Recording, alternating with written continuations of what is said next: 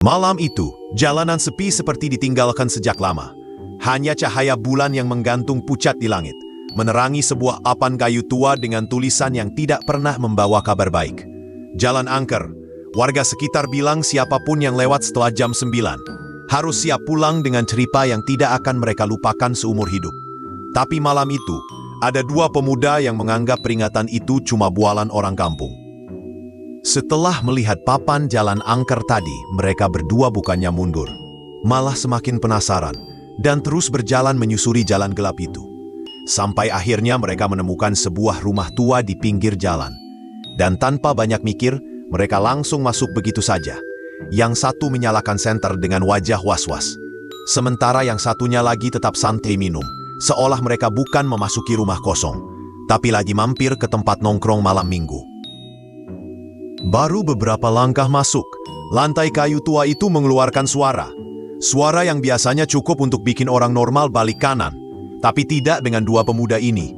Yang satu langsung pasang wajah tegang, sementara yang satunya lagi cuman melirik ke bawah sambil tetap memegang minumannya. Kayu lapuk, katanya. Padahal tidak ada satupun dari mereka yang menginjak bagian lantai yang barusan berbunyi.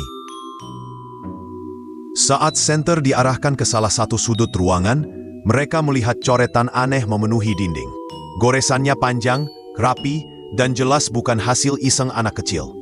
Pemuda yang memegang senter langsung menelan ludah. Sementara temannya yang masih pegang minuman cuma mengangguk pelan dan berkata, paling orang iseng. Padahal coretan itu terlihat sangat segar. Mereka mendekat dan baru sadar kalau coretan itu bukan cuma tulisan. Itu goresan. Panjang, dalam, dan terlihat seperti baru dibuat beberapa menit lalu. Pemuda yang memegang senter langsung memegang dindingnya, memastikan apa yang ia lihat.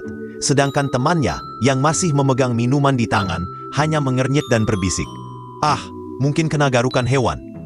Namun, tidak ada hewan yang bisa membuat goresan seteratur itu.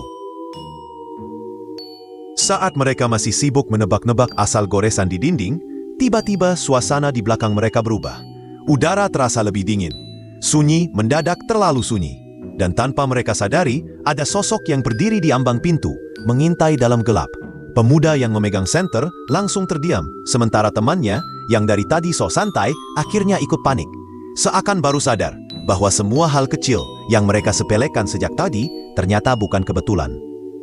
Begitu mereka berbalik, sosok itu kini terlihat jauh lebih jelas. Sebuah siluet hitam berdiri di ujung lorong. Tubuhnya tidak bergerak, tapi matanya, dua titik kecil yang memantulkan cahaya, mengawasi mereka tanpa kedip. Pemuda yang memegang senter hampir menjatuhkannya, sementara temannya akhirnya benar-benar kehilangan sikap santainya. Ini baru pertama kalinya sejak masuk rumah itu. Mereka sadar bahwa, cuma angin, mungkin bukan alasan yang tepat lagi.